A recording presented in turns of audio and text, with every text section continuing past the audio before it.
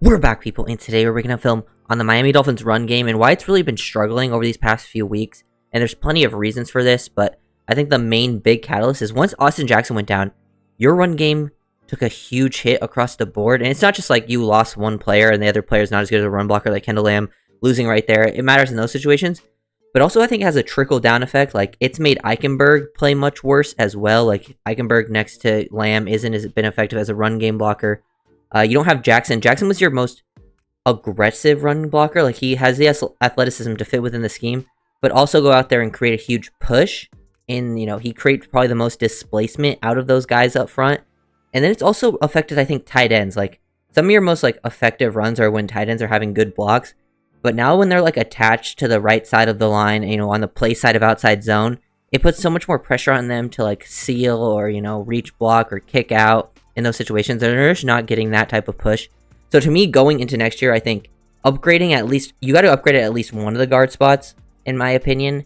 You're going to have a weak spot usually at some point where on the team, but I think having the guard be a weakness at both spots is definitely hurtful. So you need to upgrade at least at one of the spots, especially someone who can run block. Because we know in this scheme, you can get away with not being the best pass blocker.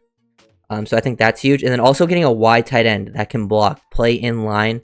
But really, the only effective runs the Dolphins have had over these past few weeks are when they've been able to really spread out the defense. The running backs have also missed some holes too. I think they've made some wrong reads, but really it's come down to blocking up front. And we're going to break down, I think, all the issues. We also haven't had too much Ingold. Ingold didn't come back to the Packers game. But even then, I think, he has his moments of being good. But the Dolphins really haven't ran well in any personnel package, whether it's 21, 12, 11. They've had their issues. Like here, first play. Versus the Packers, this is a 1st and 10. Dolphins actually found some success on, 2nd down and 10s. But Packers clearly are kind of expecting run. They get extra people in the box. Dolphins come out in 12 personnel with Durham Smythe and Julian Hill, not even Jonnu. So I feel like the Packers were expecting run here, seeing this personnel package. And the Dolphins try to go for some counter action. They're not really that type of team. They're more of a heavy outside zone. But this just doesn't work here. Like, at the point of attack, Liam kind of just loses his battle very quickly. He's trying to, kick out here and, get this guy. But this guy reads his leverage, gets over the top of him. I think Eichenberg has just really struggled over these past few weeks, losing battles. And then it throws off the timing of this play, too, because now Durham, who was supposed to be, the lead blocker up in here, ends up having to take on this D lineman. And then you just have unblocked defenders. It looks like, to me, someone should be climbing up to get to this linebacker. And I'm guessing it probably should end up being Smythe. But he feels like he has to kick out there. And then you have a DB coming in unblocked. And this is just 1st and 10. Really, the Dolphins' run game recently has been screens in the quick passing game. It's just their pass game has just been the extension of the run game now at this point, because they have not been able to run the ball at all. I think Jackson going down really hurt them, because they went from 3 good offensive linemen to down to 2 good offensive linemen with Brewer and Armstead. And it's going to be tough to create a push when you have more negatives outweighing the positives. And then you don't have great tight ends blocking. Losing at the point of attack. Here we get Ingold on the move. Ingold actually gets a pretty good block here. They kind of get what they're wanting. You get Liam to freeze this guy and then climb to the next level, but Liam kind of falls over too. He loses his balance. You need guys that just have better balance than Eichenberg. Eichenberg and Jones can be serviceable players for you, I think, but they're average at their best, in my opinion, and they're not always at their best either. They're more like depth guys to me that can play as low end starters if really needed.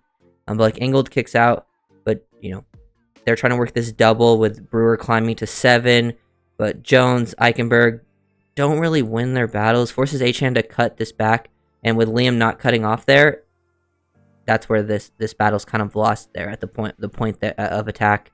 You have Durham and Armstead kind of kicking out. They don't create too much of a push though, and it's just. Even outside zone, which is the Dolphins' bread and butter, they've had some success on these runs, but for the most part, they haven't been very good for weeks. Here down low, outside zone, lead outside zone with a fullback. You get this to the right side here.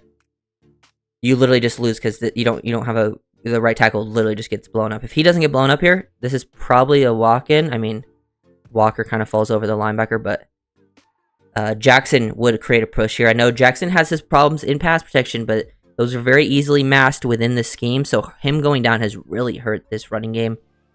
Going into next year, I think adding on offense, you need to add at least one guard that's a high-level player.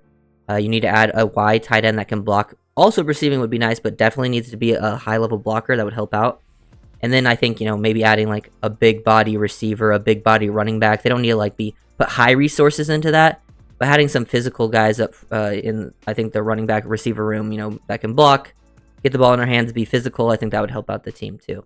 But that's just like losing the battle, point of attack there from Kendall Lamb. He's been pretty solid in pass protection, but the run game leaves a lot to be desired up front. Kind of another example here. This time, like, this is the sort of lead outside zone I'm talking about. So with Julian Hill, they're running outside zone to the right here with the motion of the flow. I feel like when they run outside zone with the motion recently, teams have been like really playing to it. The Patriots had really good gap discipline.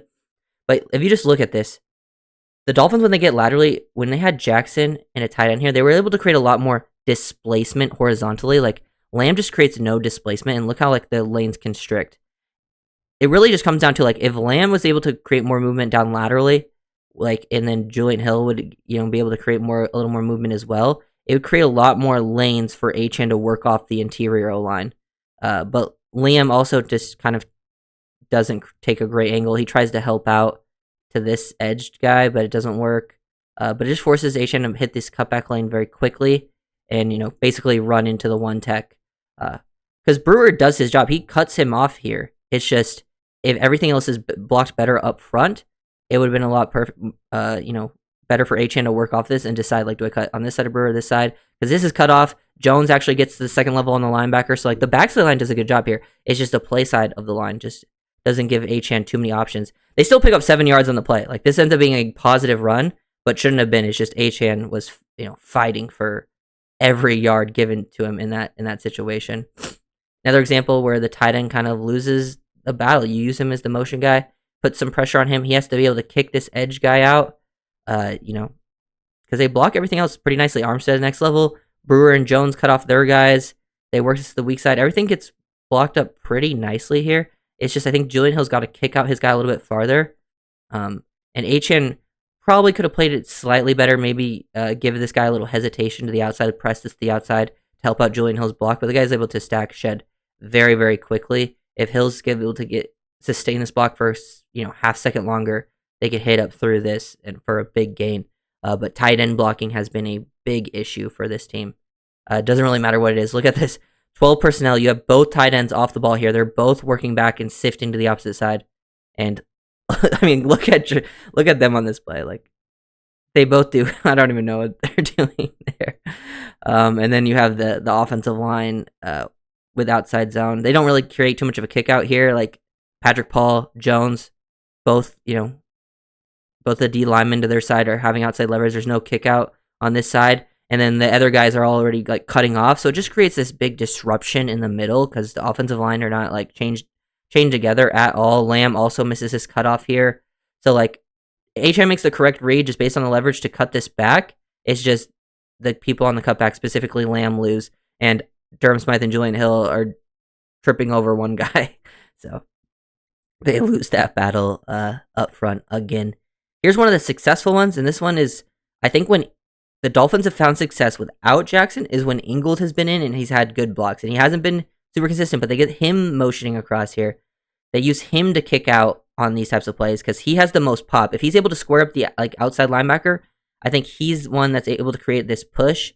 And then with no edge out here too, like the edges they leave to Ingold. Julian Hill, I think, does a better job when he's able to climb to the next level on an off-ball linebacker, someone who's a little more into his size range. I think he has better success against those guys, so he gets a good block there. Armstead's able to easily cut this guy off. Also, just based on the D linemen and how they're aligned here up front, they have a better chance just working to the left off of this side. The play design, I think, overall is still pretty solid. McDaniel, I think, can do some things better with his play design in the run game, but really it just comes down to personnel and execution at this point. Because this time they try to get Johnny Smith. But look at the motion here. Like, they motion this across, and they are expecting this run the whole way. Like, 21's pushing it, and look how heavily these guys commit to this side of the field. And, when this happens, you can potentially find cutback lanes. It's just Liam, who's supposed to, they're supposed to work a comma here and cut off. Liam just works too far past his guy. I guess, like, because this side is purely gone. If they kind of cut off a little better on the outside, Achan might have a chance to cut up through there, but Liam gives up on that guy very quickly. I don't really know what his plan was at that point. It's just too many, literally, like, almost every negative run rep I saw was just Liam losing at the point of attack. Like, Harry versus 95, he loses the point of attack. Also, to this side, they try to, freeze. They try to freeze the edge with Waddle on the cut. They bring Jonnu across. They try to use Julian Hill as the fullback without Ingold, but Julian Hill not creating as much push as Ingold would in that situation, not as comfortable. Also, this side of the line loses their battles. Robert Jones also loses his battle. It just gives, like, they leave Crosby unblocked. Like, Achan would have had to, like, instantly stick his fizzing around and somehow bend back to this, but this would have been an insane play to do that. But everyone just losing battles up front one at a time. And I feel like Jackson really not being there has just trickled down across that. And there's just been so many problems. This time, Dolphins try to work some power up front. And it's just, whenever these guys are left unblocked, like, he's down blocking, the person that is motioning across and he's the kick-out defender just feels like they take poor angles. This guy, 44, makes a good play, but Durham's late to react and he just shoots in. It also messes up the timing of Eichenberg pulling, and this one player just blows up an entire play. So Dolphins, it doesn't matter if they go basic or they're, doing, like, the fancy stuff. Nothing seems to be really working. Feels like when they found success is when, like, they had Tyreek in the backfielder and they motion him out. And the Dolphins are out here in 11 personnel, and the tight end that's out there is Jonnu, who's in line. So it feels like the Raiders, seeing this package, are much less expecting run. They only have 6 guys in the box, so it's much lighter than usual. And then they're able to get 41 outside of the play, and then they run to the left here. And even though, this is like why, even though sometimes you're going to lose up front on the offensive line, like, look at Eichenberg on the ground, loses as quick as possible. But even though he lost as quick as possible, just with your personnel package and how you got the Raiders to play you're able to still pick up a nice 9-10 yard gain on the play because you get an advantageous look, even though one of your offensive linemen lost very, very quickly. The Dolphins just haven't been able to get too many of those advantageous looks. And then they tried doing stuff like this, like the jet sweep to Achan, but when you're not able to run outside zone effectively, you leave this guy unblocked. Like, he's purposely left unblocked, but when he's not threatened by outside zone to work down the line of scrimmage, he's able to just shoot upfield and take away that jet sweep angle, and they lose 5 yards on that play. There's too many examples of that out there. This time with the tight ends, Julian Hill and Jonnu trying to work to the outside. They actually kind of get what they want here. Armstead to the next level. Jones cuts his guy off.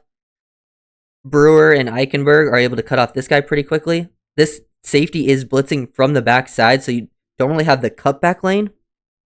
But they would have been able to capture the edge here if Julian Hill and Jonnu just did a slightly better job. Like, once Jonnu helps out here, if Julian just still contains with this, Achan will be able to press up into this and then bounce, like no one's out there, but he's not able to sustain it and keep his leverage. And, like, if they allowed Achan to get to the outside, he would have had a lot of room to work with, but just continuously losing up front. This time, Robert Jones and Brewer both lose at the point of attack. But Brewer's kind of able to recover at least. Like, he somehow gets back in the guy's way and still is able to cut him off. But Jones loses, like, really bad. I think Butler for the Raiders was absolutely dominating up front. It just seems like it's one of those things, like, if the Dolphins face a bad defensive front or, like, an average one, they can still find success because they do a very good job with their scheme and their play calling, and then the guys have more of an even matchup, and that's all they need to be successful. And then with Jackson out there, they can do an even better job against better fronts.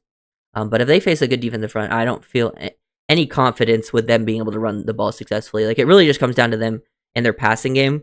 But not having a running game hurts the play action. Teams are committing a little bit more versus the run. It's just, look how badly we're losing on these motions, man. Like, motioning Julian Hill. Dolphins go outside zone with the momentum motion here across, and Julian Hill just loses instantly. They have Jared Verse aligned pretty tight to the inside here. Also, like, with their alignment of 97 up front, kind of puts these guys in the spot to double 97, and then Julian Hill's got to get hands on, and Verse just wins instantly. Tackle for loss.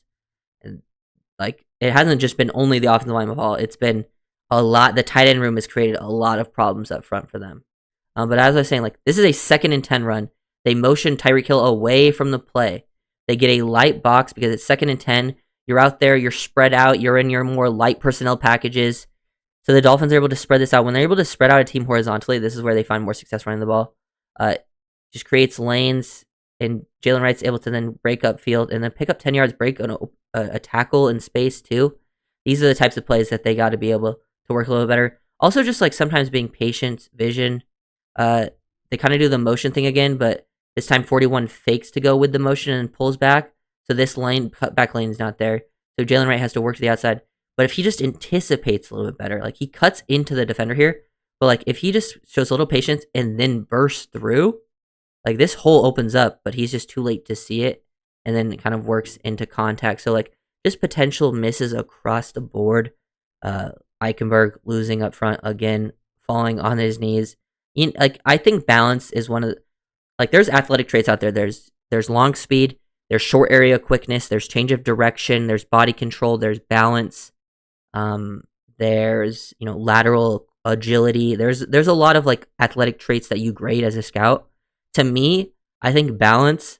If I had to pick one athletic trait that's most important, regardless of position, I think it's balance in this league, and especially at offensive line, balance and body control. And it's just Eichenberg's worst trait. He has horrible balance, plays over the top of himself, and to me that really hurts out. Like you need to be able to play with balance in this scheme. You don't even have to be that athletic at guard in this game because they have the super athletes at tackle and center. So at guard, like you just have to be able to like play within yourself, have a little bit of a mauler to yourself. So hopefully the Dolphins can add at that position in the offseason. I think getting a right guard, specifically a right guard, that has more of a run grade mauling mentality with some physicality, good enough athleticism. They don't have to be an elite athlete because you got the elite athletes next to him. Then your right side of the line with Jackson next year, a better right guard, and then Brewer, you can dominate there.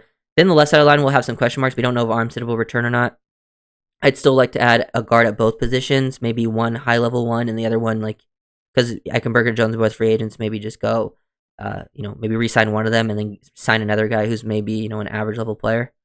It's just problems. This is a 3rd-and-1 run. They try to get Ingold to kick out. They have Julian Hill kind of freeze on this guy, throw a shoulder, and then get downhill to the linebacker. This kind of play, I feel like it just goes down to Ingold. If Ingold is able to kick out here, Mostert's able to get downhill and kind of throw his body to at least get the first down. Like, they kind of lose at other spots, but if Ingold just is able to kick out at all, he should be able to carry his momentum and at least give him a chance there. But since he gets hit from both sides, there's just no shot, and McDuffie's able to shoot through. 97 creates some space on Brewer. It's just really, really tough up front for this team right now, and I think Austin Jackson's kind of losing Austin Jackson has been kind of the biggest issue for that, but it's also just been a lot of other things. They found their success running the ball for a while, but it really stopped after that Bills game, which was where you lost Jackson. So we'll see how the rest of the season plays out. I do expect the offense to still be the strength of this team, passing game wise. But if they don't find any, like, obviously they have to win out to even have a chance to make the playoffs. The schedule's still pretty easy, and I do expect them to win most of the games, but I just find it hard that they'll win out.